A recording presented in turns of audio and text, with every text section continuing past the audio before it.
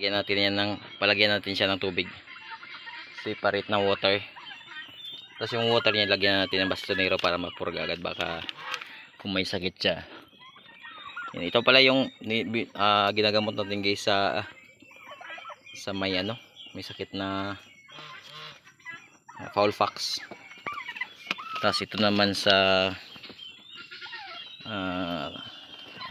Coryza. Tapos yung isa, yung yellow, yung amoxicillin, gamot sa gamot sa foul cholera. Ayan. Ayan, may pagkain na siya guys. Dry feeding muna para dry feeding guys. Remember, pag may sakit yung nyo, dry feeding nyo, tapos painumin nyo lang ng ito, painumin natin ng pampurga. Yan si Romnick. Buksi manik, butangi. Hindi ako, butang ko yun ako. Ayan. Lagyan namin guys ang bas ng para pag niya.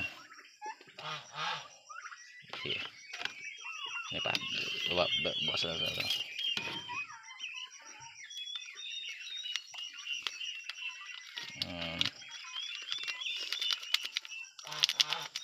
Hindi mo ipagbayloan hanggat mo ubos niya.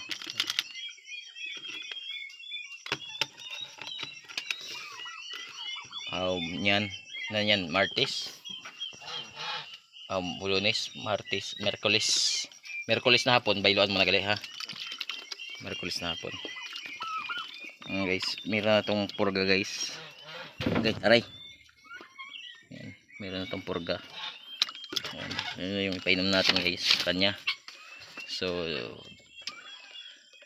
hanggang yan, next week siya dyan. Yan. Yan lang yan siya. Hindi siya guys makalabas. Yan. Kulong muna siya guys kasi mahina siya. So yan, pag may mahina sa crowd wala pa, mahina lang talaga siya. So hindi siya nakikipag-agawan sa pagkain. So yun yung sign na kailangan natin siyang ikulong. So yan guys, yan na muna guys. Happy farming.